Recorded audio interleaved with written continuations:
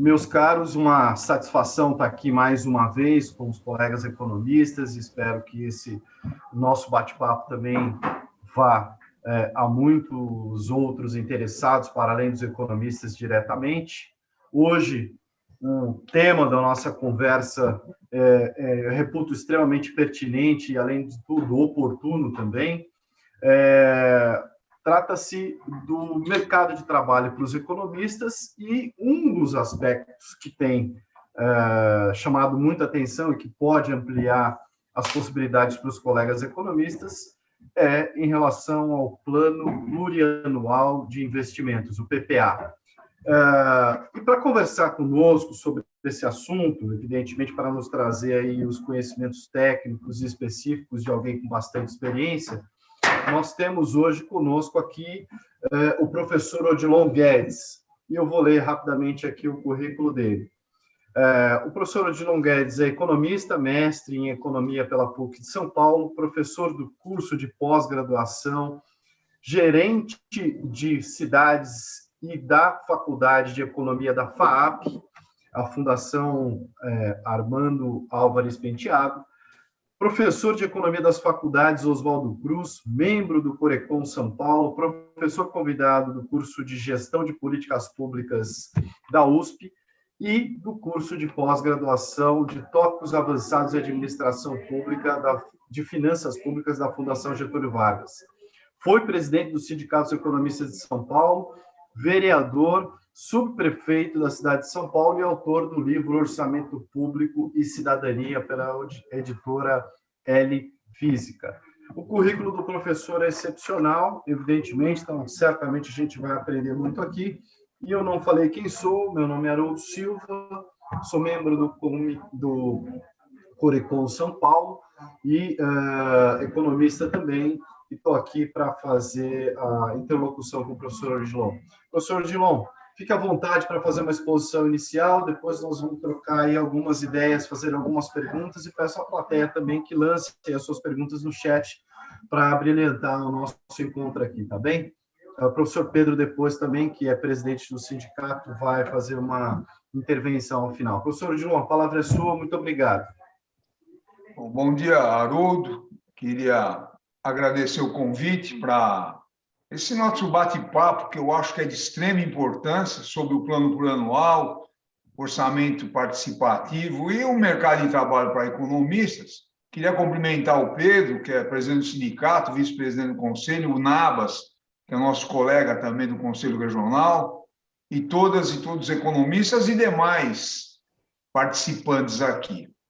E como eu falei, e mais um detalhe, pessoal, no meu currículo, eu fui vereador em São Paulo, fui membro da Comissão de Finanças e Orçamento da Câmara Municipal, e o meu mestrado, a dissertação é nessa área de finanças públicas, e fui subprefeito, tá? Então, eu acabei tendo que trabalhar na área do orçamento, que eu sempre falo, é uma área muito pouco conhecida, infelizmente, e é decisiva, tá certo?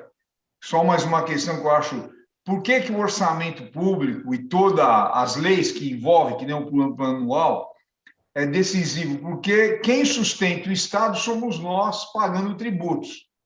E todos os tributos que nós pagamos a nível municipal, estadual e federal estão registrados no orçamento público. E qualquer gasto que o setor público faz tem que estar no orçamento, senão não pode fazer. Tá certo? Então, é uma coisa decisiva que eu falei, muito pouca gente acompanha isso no Brasil. Em outros países do mundo se dá uma atenção extremamente importante. Então, veja, o processo orçamentário, pessoal, ele é composto pelo plano plurianual, pela lei de diretrizes orçamentárias e pela lei do orçamento. E essas leis estão definidas no artigo 165 da Constituição Federal, tá certo? E veja, pessoal, então nós vamos tratar do plano plurianual e depois vamos falar um pouco das outras leis, né? O plano plurianual é um plano que é obrigatório para todos os prefeitos, todos os governadores e o presidente da República. Então, no primeiro ano de mandato, então nesse caso aqui, os 5.000 670 municípios do Brasil são obrigados a elaborar o plano plurianual, tá certo? Isso é uma obrigatoriedade definida na Constituição Federal. E o plano plurianual, ele é um plano de 4 anos. Esse ano aqui, os prefeitos tomaram posse, estão elaborando o plano, ou devem estar, para ser aprovado pelas câmaras municipais, e aí ele vai valer a partir do ano que vem. Então, 2022, 23, 24 e 25 também, que o prefeito pode ser reeleito ou não. Então, ele tem 1 ano a mais, além do mandato atual. Então, é um plano de continuidade, tá? E é uma visão de planejamento. E veja, no plano plurianual, está lá na Constituição, ele abarca o quê? Todas as despesas de capital, as despesas delas decorrentes das despesas de capital e as despesas relativas aos programas de duração continuada. São conceitos fundamentais. O que são despesas de capital? De capital são todos os investimentos que a prefeitura faz, tá certo? Ou o governo estadual ou federal, mas nós estamos tratando aqui do caso das prefeituras, que significa o seguinte: construção de escolas, hospitais, casas de cultura, estradas, e também todo o material permanente, tá certo? Então, por exemplo, a prefeitura vai fazer 10 escolas durante os próximos 4 anos, tem que estar lá quanto é que ela vai investir para construir as 10 escolas e quanto que ela vai gastar para fazer o equipamento, comprar os computadores, mesas, carteiras para os alunos, fogão para merenda. Isso tudo tem que estar no plano plurianual. Então, isso são as despesas de capital. Aí mais, tem que estar constando também no plano plurianual para os próximos 4 anos as despesas decorrentes das despesas de capital. E isso é extremamente importante, porque não adianta você fazer a escola e depois não ter dinheiro para contratar. As despesas decorrentes, o que são? Contratar professores, diretores, assistentes pedagógicas, a merenda, todo o material de limpeza. Você tem que projetar para os próximos 4 anos todas essas despesas. Por exemplo, você vai ter lá 30 professores, quanto é que vai custar para os próximos 4 anos 30 professores? Ou 100 professores, diretoras, merendeiras. Então, você, além, no plano plurianual, além de projetar as despesas de capital, as despesas decorrentes. Por exemplo, se for construir um hospital, tá certo? Você, além do gasto para construir o hospital, você tem que colocar lá compra de tomografia, de raio-x, cama, tudo isso são as despesas decorrentes. Isso são despesas de capital ainda. E as despesas decorrentes, contratar médico, enfermeira, pessoal de limpeza, segurança, tá certo? Remédios. E, finalmente, você tem que colocar no plano os programas de duração continuada. Isso é o que já tem na prefeitura. Essa prefeitura hipotética aí que vai construir 10 escolas, ela já tem 20. O plano plurianual tem que constar quanto que ela vai gastar para fazer essas 20 escolas continuarem funcionando. Ou, além das escolas, postos de saúde, hospitais, casa de cultura, tudo que a prefeitura tem. Então, é um plano extremamente importante. Ele é um plano que vai apresentar um planejamento para a prefeitura, tá certo? Que nós, quando esse plano for aprovado, os munícipes têm condições de saber o que vai acontecer para os próximos 4 anos.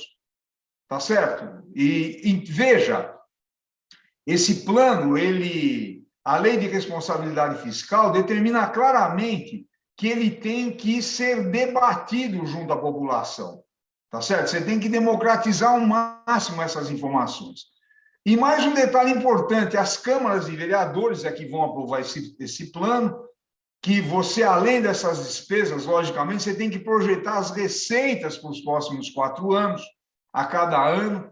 Tá? E mais um detalhe importante, né? Por que nós, economistas, temos um papel fundamental? E vários outros profissionais, mas nós, economistas, porque a nossa formação nos permite analisar o que vai, pelo menos projetar o que vai acontecer para o país nos próximos 4 anos, se o PIB vai crescer, que tipo de crescimento, porque se a economia crescer, aumenta a receita da prefeitura, aumenta a receita do governo federal, e aí, só para a gente avançar um pouco, os programas do SUS, do Fundeb, são transferências de recursos que o governo federal e estadual também participam nessas transferências. Tem o Fundo de Participação dos Municípios, que esse fundo é composto pelo imposto de renda e pelo IPI, tá certo? E desse conjunto de receita, desses dois tributos, 23,5% são destinados aos municípios do Brasil, tá certo? Tem todo um regramento lá, população, etc. E, lógico, se a economia crescer, vai ter mais dinheiro para os municípios. Então, ele é de extrema importância e nós, economistas, temos um papel fundamental nesse plano, porque, inclusive, nós temos uma formação que nos permite fazer um planejamento. Tá? E, veja, outra coisa fundamental no plano plurianual, se você pega o Estatuto das Cidades, que é uma lei do ano 2000, tá? Ela define uma série de regramentos para as cidades, e um desses regramentos é o plano diretor, que está no artigo 40 a 41 da lei do Estatuto das Cidades. E lá está muito claro que o plano diretor tem que estar vinculado ao processo orçamentário, que é o plano plurianual, a lei de diretrizes orçamentárias e a lei do orçamento. Então, esse plano tem uma importância enorme para a sociedade brasileira. E eu quero lembrar o seguinte: nós moramos no município, nós nascemos no município, estudamos no município, casamos no município, temos um filho no município e vamos ser enterrados no município, tá certo? Então, é um ente da federação decisivo, e aonde tem uma proximidade muito grande. Por exemplo, eu fui vereador, você tem um contato direto com a sociedade, e como subprefeito também, e no interior todo do Brasil. Tá certo? Então, é um destaque enorme para esse plano. E, como eu falei, infelizmente, as pessoas desconhecem isso, porque o país, vamos chamar assim, tem um déficit de cidadania brutal. Eu sempre falo, os sindicatos dos trabalhadores, o sindicato dos empresários, as ONGs, tinham que ter uma diretoria destacada para acompanhar por exemplo, a feitura do plano plurianual e a execução dele, tá certo? Porque, por exemplo, os empresários pagam tributos, eles precisam saber onde é que o dinheiro está sendo aplicado, tá? Então, a partir que você faz o plano plurianual, você tem essa visão de 4 anos. E aí, avançando um pouco mais, Haroldo, se eu estiver falando muito aí, você me interrompe, tá? Eu tenho várias perguntinhas para fazer um ping-pong daqui a pouquinho, mas pode concluir o raciocínio aí. Tudo bem. Então, veja, o que é importante é o seguinte: aí você tem a lei de diretrizes orçamentárias, que é uma lei anual que ela dá as diretrizes para o orçamento. Por exemplo, a lei de diretrizes, o plano plurianual, ele deve chegar nas câmaras de vereadores no primeiro ano de mandato, aqui em São Paulo, até dia 30 de setembro, e vai ser aprovado. Tá certo? E mais um detalhe: esse plano pode ser modificado nesses 4 anos, tá? Se o prefeito achar que tem que fazer uma mudança, ele manda um projeto de lei, porque é uma lei do plano plurianual, e pode mudar. E aí, anualmente, você tem a lei de diretrizes orçamentárias, que entre uma das funções dela é definir as prioridades.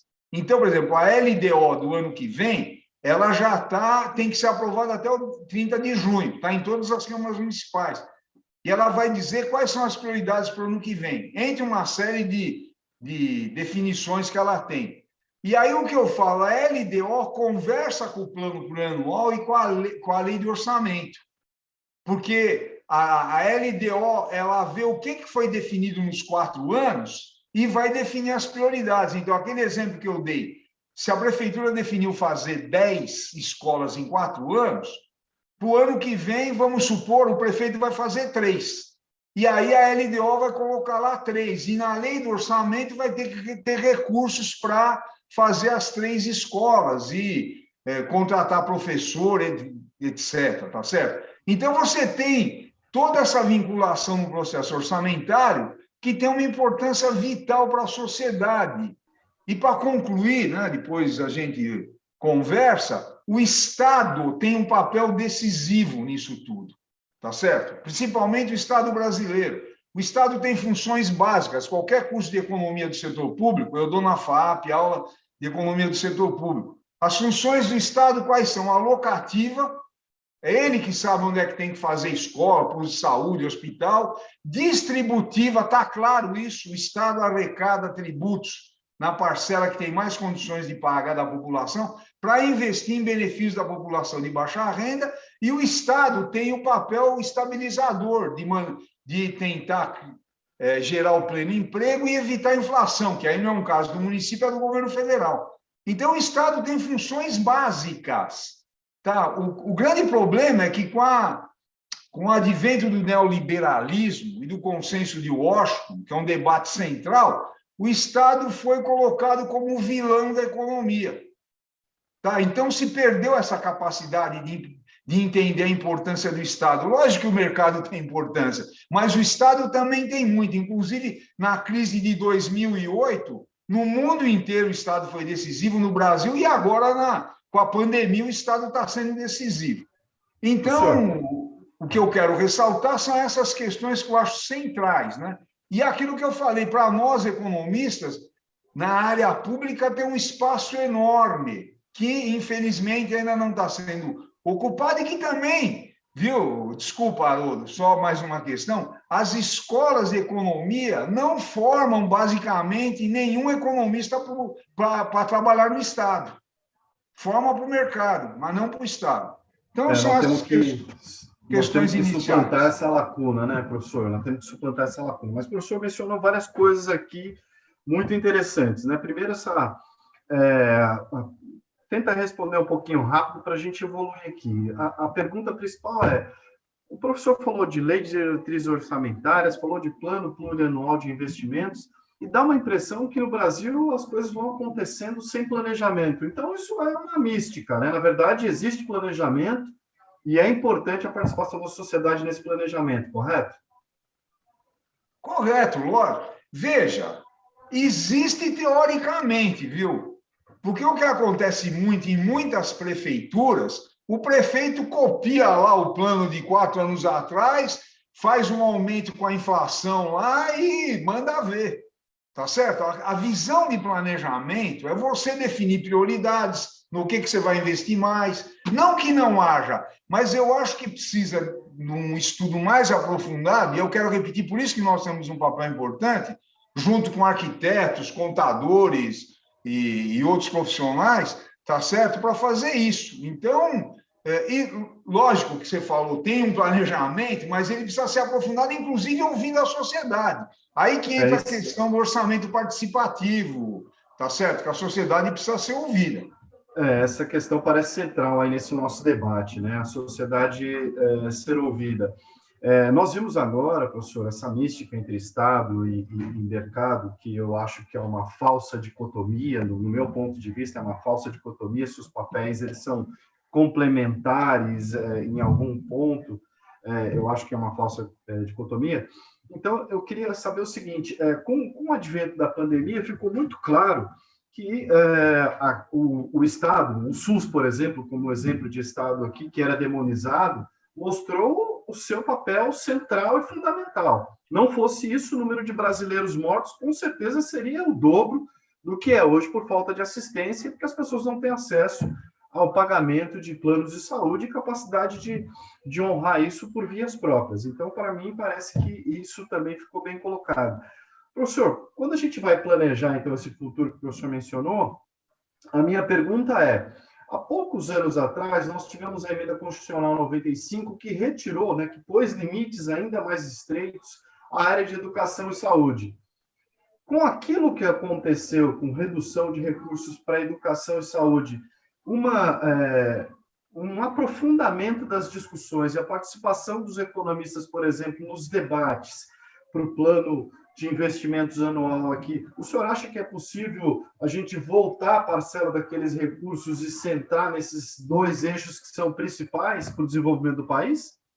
Olha, eu acho que tem. Veja, você tem que fazer um debate, porque qualquer mudança que a gente vê que acaba acontecendo no país, do ponto de vista constitucional, de leis, precisa ter, em parte delas, pressão popular. E a emenda 95, que é um absurdo, é o único país do mundo que eu conheço que coloca a questão orçamentária de quanto que vai ser o limite para os gastos públicos dentro da Constituição. A questão do Congela, né? orçamento... O detalhe é que congelou isso por muito tempo. Ou seja, não importa se tivermos dificuldade ou não, está tudo congelado. Congelou por 20 anos. Isso não existe, porque cada governo vai definir sua prioridade. E você só pode, atualmente, aumentar o gasto de acordo com a inflação passada.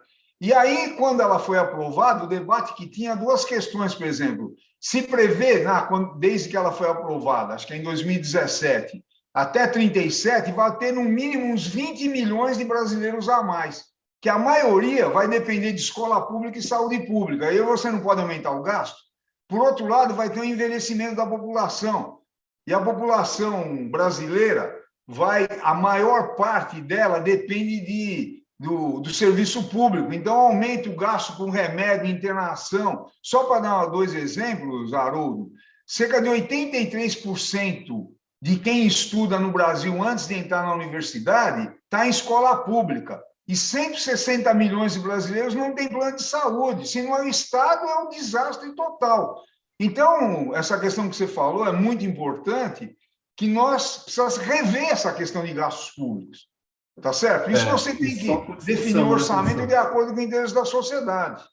Só com muita discussão. Eu vou aproveitar aqui uma pergunta interessante que tem a ver com isso que a gente está falando agora, do nosso querido Sérgio Nabas, que está colocando aqui para a gente. Ele diz o seguinte: como mobilizar a sociedade para ser mais participativa na elaboração e no acompanhamento do processo de orçamento? E qual o papel do Corecon em colaborar nesse sentido? E eu chamo a atenção aqui, professor, nós estamos falando não é de pouco dinheiro, né? Só o orçamento aqui da cidade de São Paulo são cerca de 68 bilhões de reais para o ano de 2021. Não é pouco dinheiro, né? Muito bem lembrado.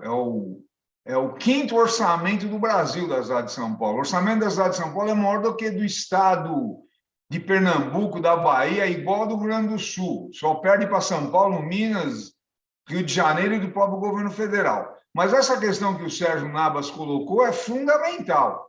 Porque, veja, como mobilizar a sociedade? Você informar. O que eu sempre falo para os meus alunos, no primeiro dia de aula, que a arma mais importante para qualquer cidadão é a informação. Quem não tem informação é ingênuo, acredita no que não existe, pessoal.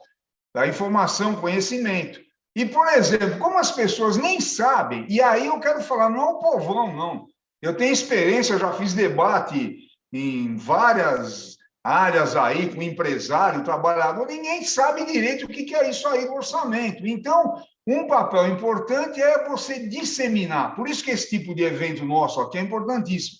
É você disseminar a questão do processo orçamentário. E o Conselho Regional tem que fazer isso onde ele tem os seus delegados no interior. Aliás, nós já fizemos uma reunião há um mês atrás, tá certo? Que o Vicente, que é o coordenador dessa área, junto com o Pedro, nós fizemos uma reunião com os delegados, porque aí você, em cada cidade, precisa lá explicar. Aí você tem os polos aí, Ribeirão Preto, São José do Rio Preto, Presidente Prudente, Campinas, de convidar as cidades vizinhas para discutir. Porque se a gente não disseminar essa informação, é muito difícil ela ir para frente. E o Corecon teria esse papel aí junto às nossas delegacias. Inclusive, eu fui de um conselho lá, até hoje eu sou do conselho do Sindicato dos Engenheiros, eles têm um conselho de tecnologia e me convidaram para participar. E aí eu até propus que o Sindicato dos Engenheiros precisaria fazer essa, porque como a categoria é muito grande, eles têm delegacias pelo estado inteiro, de fazer esse debate que interessa aos engenheiros também, e a todo mundo.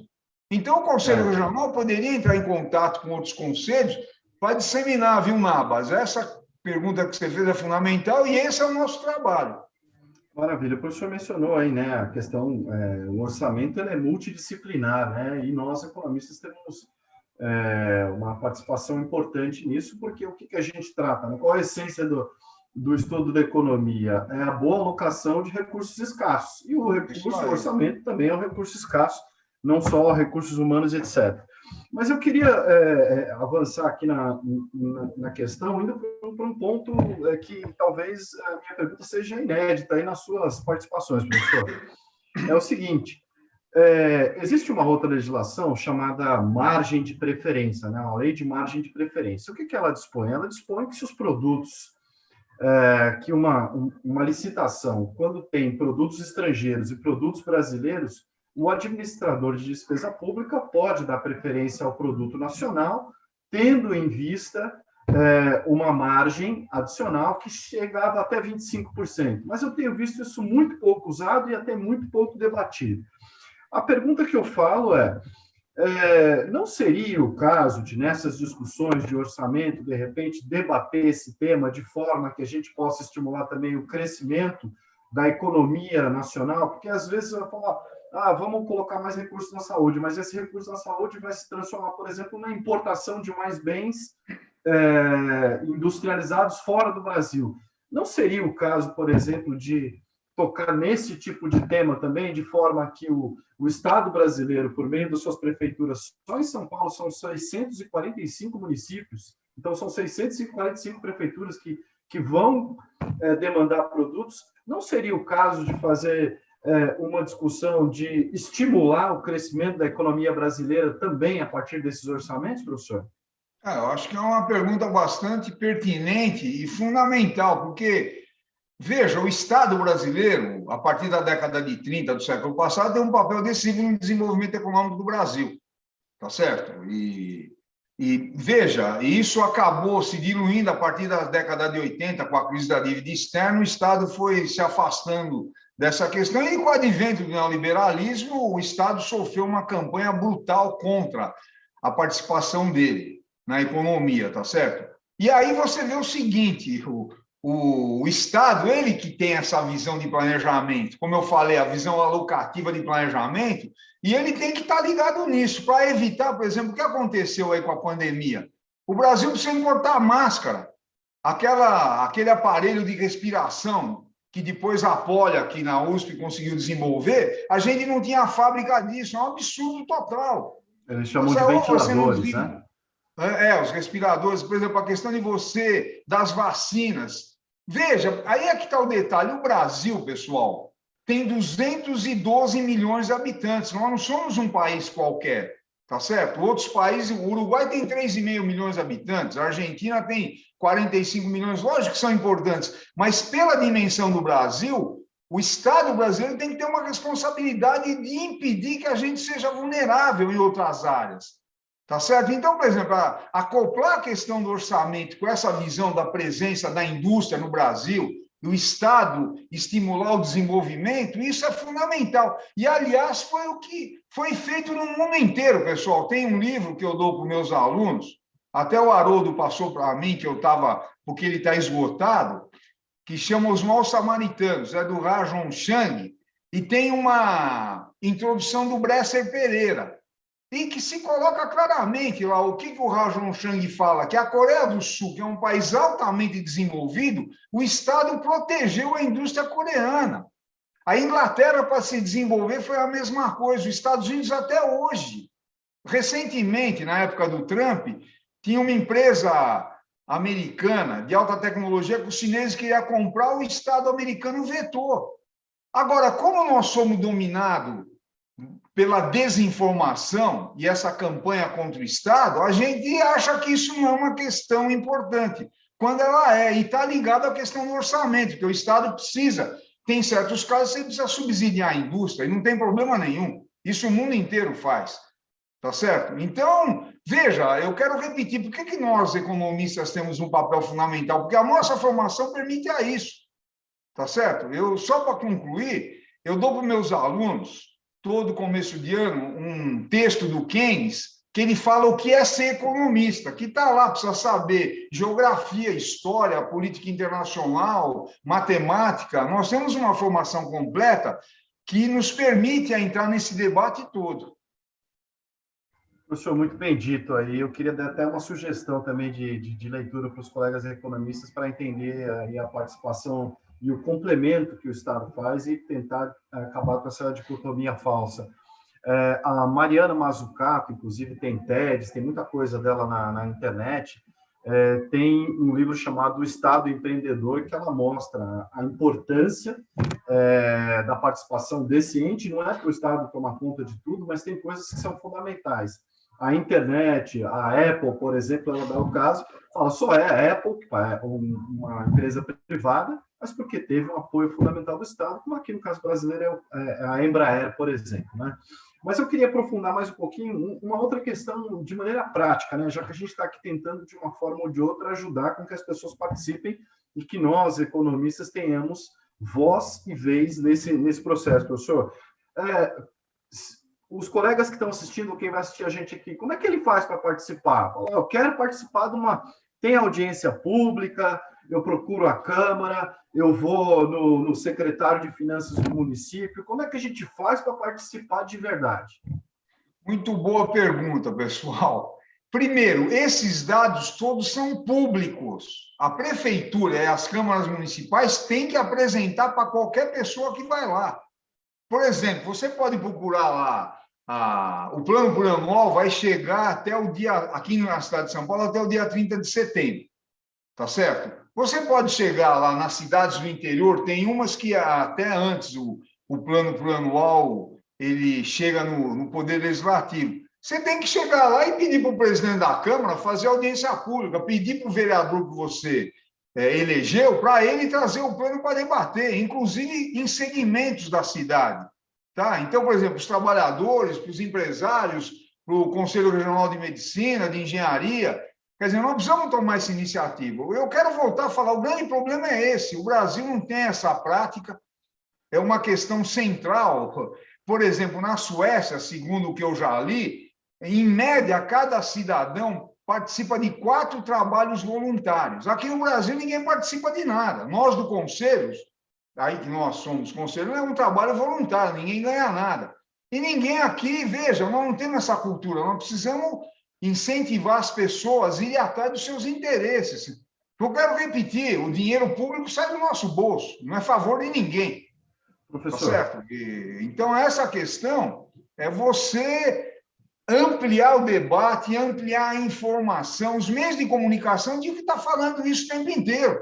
Agora, entendeu? Você não vê uma notícia sobre o PPA, tá certo? Inclusive, seria o caso até do Conselho propor debates aí, entendeu? Porque é vital isso. O momento é muito oportuno, né, professor Odilon, porque a gente, lamentavelmente, teve a morte aí do nosso querido prefeito Bruno Covas, uma pessoa jovem, economista também, né, formado lá na PUC de São Paulo. E agora o novo prefeito é o Ricardo Nunes. E o nosso presidente da Câmara de Vereadores é o vereador Milton Leite. A minha pergunta quem o nosso colega economista que tem que procurar? O vereador Milton Leite para pressionar para que isso aconteça ou o prefeito Ricardo Nunes? Qual que é o melhor caminho? Olha, eu acho que a gente podia fazer uma visita. Inclusive, o Milton Leite foi meu colega na Câmara de Vereadores. Eu conheço muito bem ele. A gente podia, junto com o presidente do Conselho, do sindicato, Pedro, e mais alguns, fazer uma visita formal para a Câmara e pedir para eles levarem esse debate para os meios de comunicação. Uma ótima ideia. Visitar o prefeito é a mesma coisa. Viu? Visitar o prefeito. Um pedido de audiência, né? Vamos fazer um pedido de audiência, né? Isso, ir lá e conversar e falar, olha, e veja, a partir daí, os nossos conselheiros no interior faziam a mesma coisa. Por exemplo, lá em Campinas, o nosso representante procurar lá o representante do Conselho de Engenheiros, médico, e convencê-los a ir fazer uma visita para a Câmara. É um trabalho que nós temos que fazer permanentemente para ver se desperta a sociedade para a importância desse tema. Tem um colega aqui que a Salete já está dizendo que vai fazer isso em Bauru. Já estamos muito bem, Salete. Parabéns aí. Pelo seu trabalho. Tem uma pergunta aqui interessante da Tereza Buneta, se não leio errado aqui o sobrenome dela. O Corecon poderia elaborar um curso sobre o processo orçamentário já que as universidades não incluem esse tema. Está fazendo uma provocação aqui, eu acho que até o presidente Pedro aí pode entrar nessa questão aí, porque o sindicato tem feito bastante cursos muito bons, inclusive eu fui um dos alunos de um dos cursos lá que tratou sobre lei de recuperação e falência, né, recuperação judicial e falência, então acho que o sindicato poderia atuar nesse sentido. Então, já vou chamar o Pedro aqui para falar com a gente também, mas eu queria fazer mais uma questão, professor. Pensando em termos práticos, né, as pessoas têm lá um nível de utilidade. Entrar numa discussão como essa, na Câmara Municipal, com o chefe do Executivo também, né, não só com o chefe do Legislativo, debater, o resultado final disso pode ser uma melhor alocação de recursos ao final. Você pode, a pergunta que eu faço é a seguinte, em termos práticos, nós somos capazes de influenciar o destino dos nossos municípios a partir dessa discussão de orçamento? O senhor tem algum exemplo prático da sua vida para dizer assim, olha, nós estávamos indo para determinado caminho e conseguimos alterar isso a partir das discussões do orçamento? Não tem dúvida, viu? Veja, pessoal, quando tem pressão popular, as coisas mudam. Por exemplo, a Colômbia, essas manifestações que estão lá, aí elas ampliaram o foco delas, mas elas inicialmente foram contra uma reforma tributária que estava colocada. E o governo parou com a reforma. Então, por exemplo, você precisa ter pressão na sociedade. E aí, emendando essa questão que a Tereza levantou, a Tereza, que ela levantou duas coisas. O problema é o seguinte, na FAAP, eu dou aula de economia do setor público, e eu coloco um trecho uma parte do programa, eu discuto detalhadamente a questão orçamentária. O que acontece é que essa matéria economia do setor público, cada professor dá o que ele quiser. E se você precisa ensinar tecnicamente os economistas como é que faz o orçamento, o plano plurianual, porque senão nós não ampliamos o nosso campo de trabalho. Isso aí precisa ter uma técnica para fazer isso, tá certo? Quem faz são os contadores, que é muito importante, mas nós temos uma visão de planejamento, tá? Juntamente com os contadores, a gente deve fazer esse tipo de trabalho. Tá certo? Porque nós temos essa visão de planejamento dos indicadores econômicos, que envolve, inclusive, a situação internacional, etc. Então, isso daí nós precisamos, aí o Pedro poderia até entrar nisso, e mais uma questão que eu acho que é importante, a Tereza levantou uma pergunta, olha, o problema é que a experiência do Brasil em proteger a indústria brasileira foi tão incompetente que atrasou o nosso crescimento em muitos anos. Falta competência e visão. Veja, o problema é que, se vocês pegarem, muita gente não sabe, na época do Sarney, foi feito um projeto para o desenvolvimento na área de tecnologia da informação, de computação. Então, teve uma reserva de mercado. O que aconteceu muito é que os empresários contrabandeavam os computadores em vez de investir na pesquisa. O governo tinha que ir para cima deles. Por exemplo, pelo que eu já li historicamente, na Coreia do Sul, eles defenderam o desenvolvimento tecnológico e deram vários incentivos. Os empresários que não cumpriam isso iam para a cadeia. Então, por exemplo, o problema é que o Estado brasileiro define as coisas e permite por baixo do pano, faz vista grossa, tá certo? Então, veja, o que nós precisamos mudar também são nossos representantes. Envolve um debate enorme isso, tudo, tá certo? Porque você não tem essa...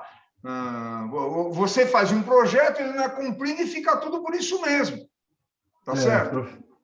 Professor, eu concordo com 98% do mencionado aí, mas como a gente está na democracia, é fantástico o poder discordar, né? Eu vejo, sem dúvida nenhuma, que a gente tem o problema das generalizações. Né? Nós temos empresários que realmente causam mais mal para o país do que bem, mas a tônica é que eles enfrentam um cenário extremamente adverso, extremamente complexo, né? De uma forma geral, os empresários brasileiros são, eu diria que grande parcela deles são heróis aí para enfrentar um cenário muito adverso, com todos os problemas que a gente sabe, com carga tributária e coisas outras. Mas aí eu acho que a função aí que a gente estava falando dessa dicotomia Estado-mercado é que o Estado possa quando não muito, não atrapalhar, né? Então, acho que isso traria um dinamismo maior para a nossa economia. Agora, eu queria chamar aqui o Pedro para fazer uma participação, queria que ele fizesse aqui uma intervenção, não sei se ele está ouvindo a gente. Presidente Pedro, o sindicato foi citado, a sua pessoa foi citada aí também, eu queria que você pudesse interagir um pouquinho com o professor Odilon, a gente já está há 44 minutos conversando, e aí depois da sua intervenção e da fala do professor Odilon, a gente vai caminhando para o encerramento aqui. Tá bom, obrigado a presença de todos, aos conselheiros que estão aí. Estou vendo também, e é importante isso, o Daniel, que todos são importantes, né? Mas é só para localizar, para a gente perceber qual é a abrangência que a gente quer tomar. O Daniel, que é do Tribunal de Contas do município de São Paulo, né? Que tem um papel fundamental na verificação e na auditoria das contas. E quando a gente fala de auditoria, gente, não é auditoria só contábil, embora a contábil também seja necessária, mas é a auditoria econômica, auditoria de eficiência do uso dos recursos. Porque você tem recursos, pode usar eficientemente ou não. Você pode usar recursos e ter o comprovante de pagamento, mas esses recursos são ineficientes. E essa é a chamada auditoria econômica, né? E eu queria só, Odilon, lembrar que a comissão, inclusive, foi citada aqui num dos chats sobre comissão. A rigor, a comissão responsável por esse tipo de atitude que você está colocando aí, por esse tipo de assunto, é aquela que você mesmo preside, que é a Comissão de Economia do Setor Público, e que acredito que seja possível ter outras pessoas para ajudar a desenvolver isso. E um dos objetivos nossos, e aí lembrando um pouco, 2 projetos, viu, Haroldo, que nós tínhamos lá em 2009 e 2010, infelizmente abandonados depois, e que nós estamos retomando desde o ano passado, que é o chamado Economistas nas Prefeituras e Economistas nas Câmaras Municipais. Porque nós fizemos um levantamento e descobrimos que nós não temos muitos economistas atuando como economistas nas prefeituras. Eu fui falar com o prefeito Covas ainda, há um tempo atrás, na condição de presidente do sindicato, e ele ficou muito interessado em que nós tivéssemos, em cada uma das 32, acho que eram 32, subprefeituras, um economista. Por quê? Eu fui gerente do Banco do Brasil em alguns lugares, e cada lugar tem a sua vocação econômica, e pode haver um plano de desenvolvimento para aquela subprefeitura. Imagine, gente, tem gente que sai lá da Zona Leste, extremo leste, para ir para a Zona Sul. Ele demora 2h30 para ir, 2h30 para voltar. Se lá naquele lugar onde ele mora, com grandes espaços, tivesse o desenvolvimento, ou seja, tivesse emprego, ele não precisaria fazer tudo isso, ele poderia ficar com a família dele, poderia estudar, poderia se desenvolver. Então, eu quero até comentar com o Odilon, até fazendo uma pergunta para ele, que é justamente isso. Como você acha que podemos implantar esses projetos de economistas nas prefeituras e economistas nas câmaras municipais? Nós já temos o anteprojeto, né? Mas é necessário colocar. Qual é a participação dos economistas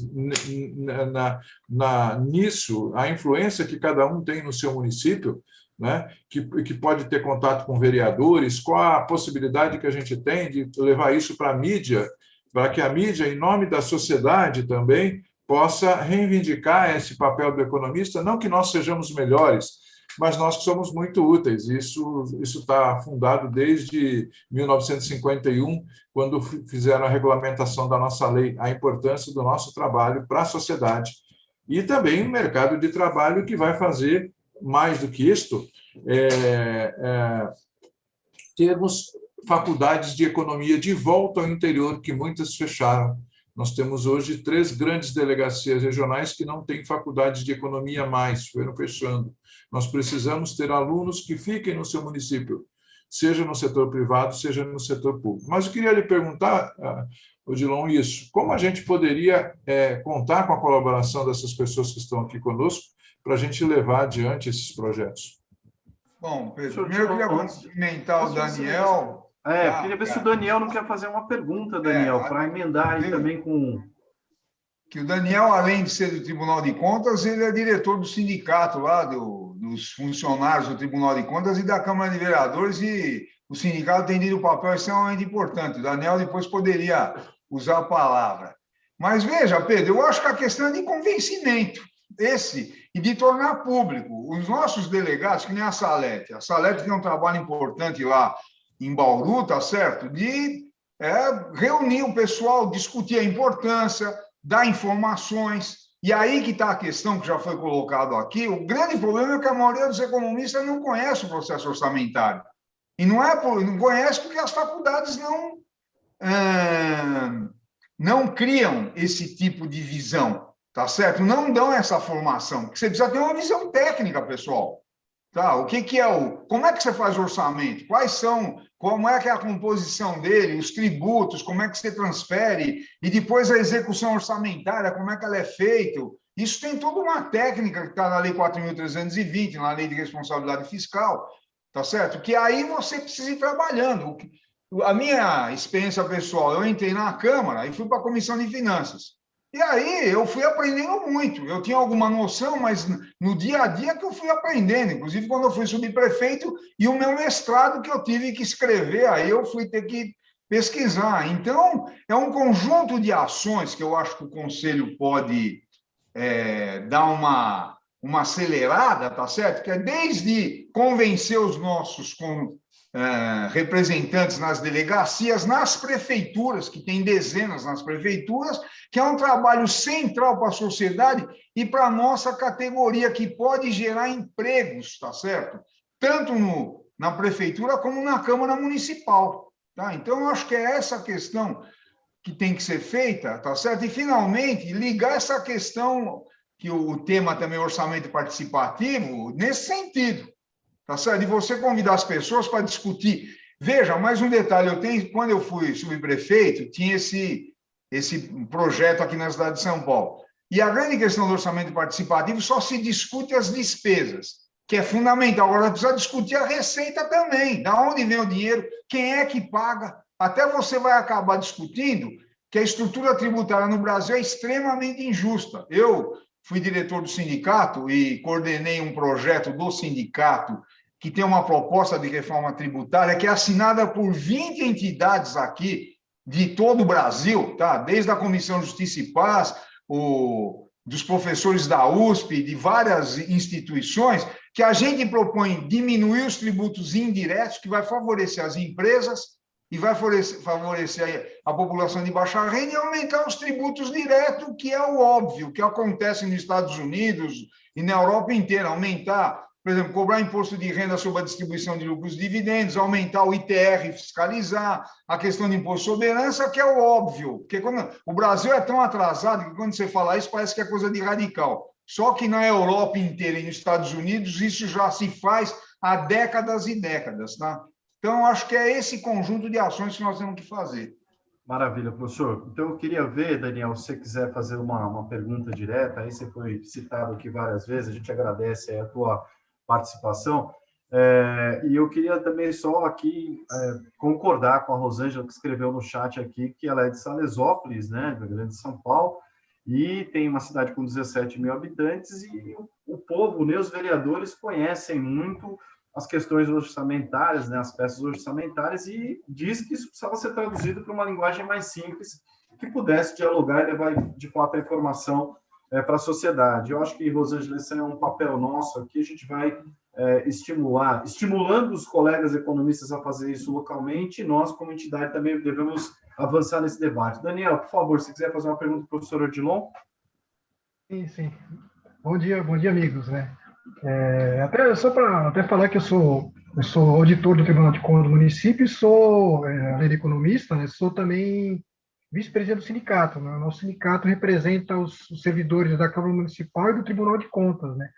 Aí, até citando isso, até cito que uma questão importante que a Câmara Municipal, não sei se vocês sabem, já tem uma área exclusiva é uma consultoria de economia e orçamento, que só tem economistas.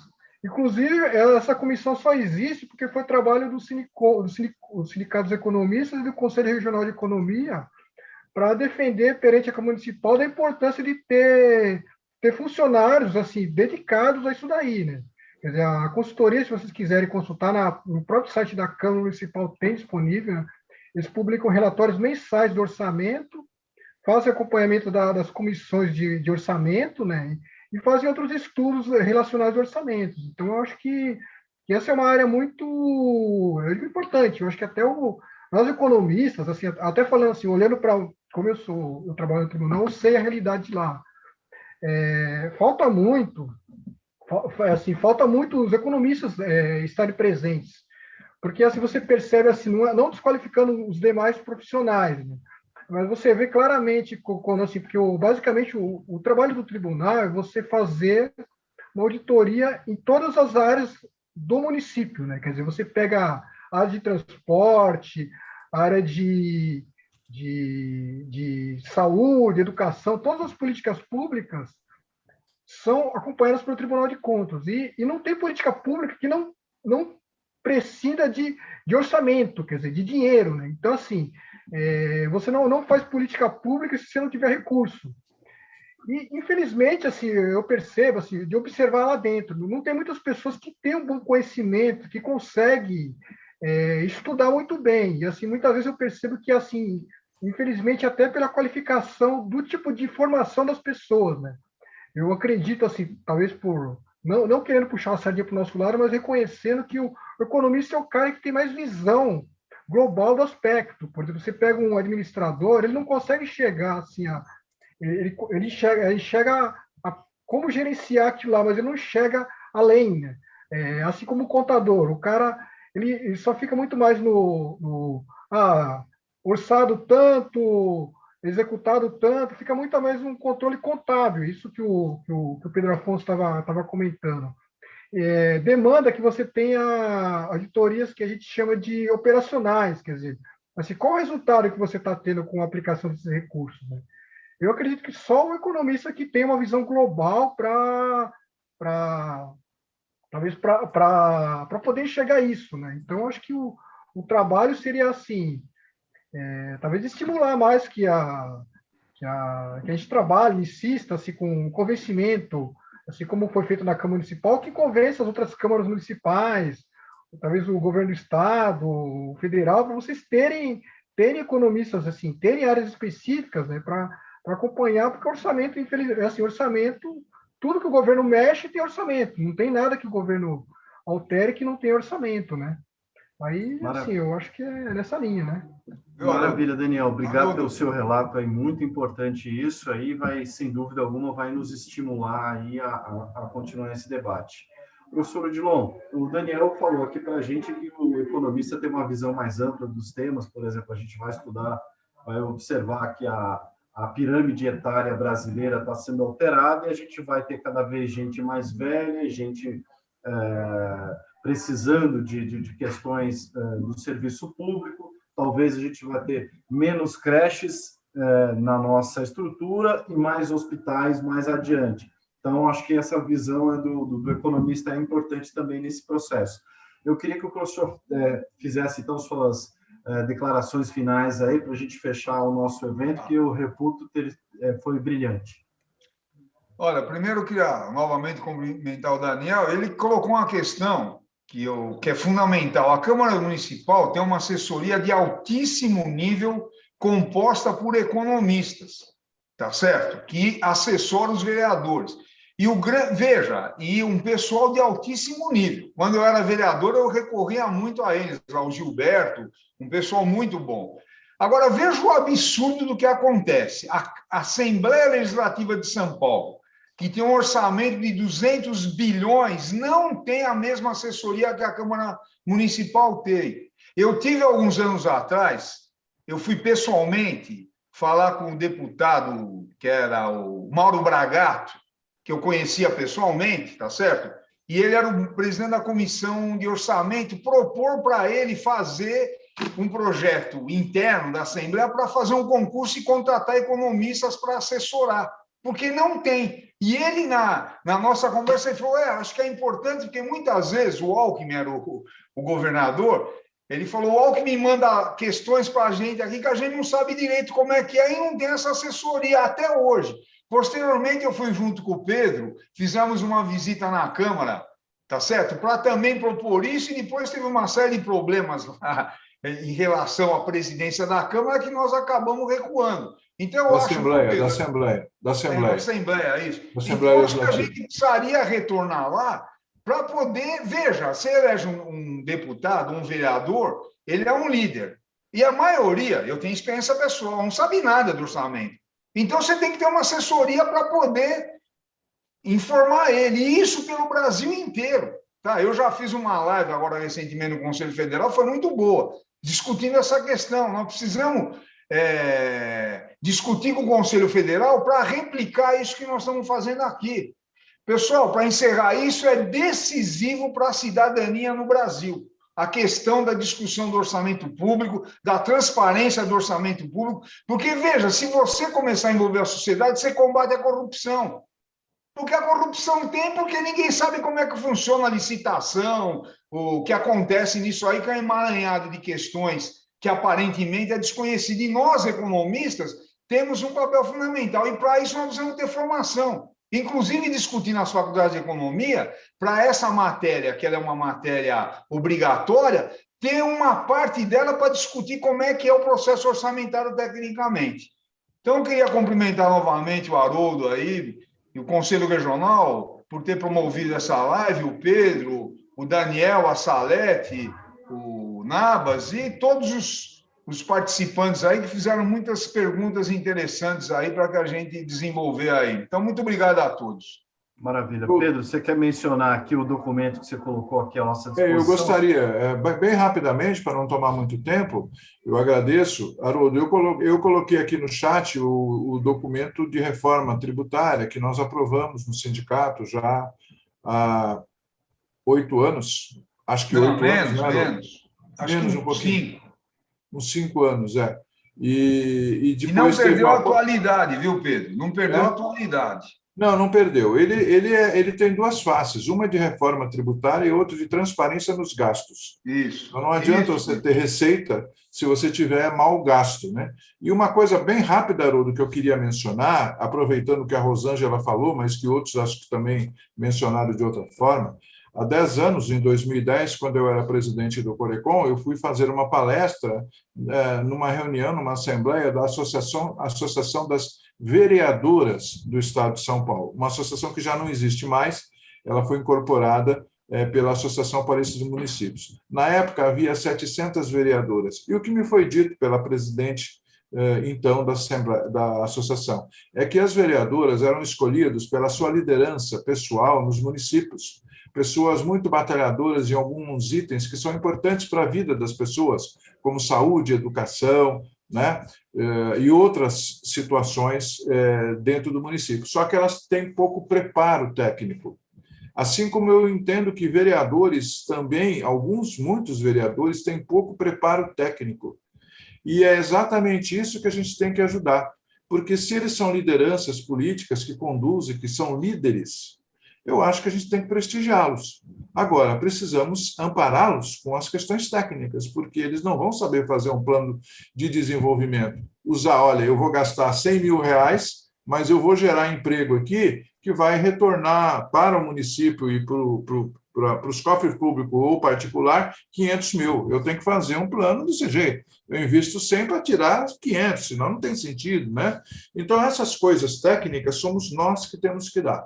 E eu fico muito contente com essa live e acho que nós cumprimos essa tarefa, mas é um trabalho que está começando sob a batuta do nosso coordenador da Comissão de Economia do Setor Público, o conselheiro Odilon Guedes. Obrigado, Haroldo, pela sua condução. Maravilha. Gente, muito obrigado, foi um excelente debate e eu acho que o mais importante que fica aqui é que a gente precisa fortalecer a profissão do economista, mostrar a importância que existe da nossa profissão para a sociedade, sermos mais participativos e, no final das contas, a gente está buscando morar em cidades melhores, morar num estado melhor e morar num país melhor. Eu acho que esse é o nosso papel aqui, formar e trazer informação e mais cidadania. Então, gente, agradeço demais e aproveitem aí para aqueles que estão aí com um final de semana maior para descansar um pouco, tá bom? Um grande abraço, muito obrigado.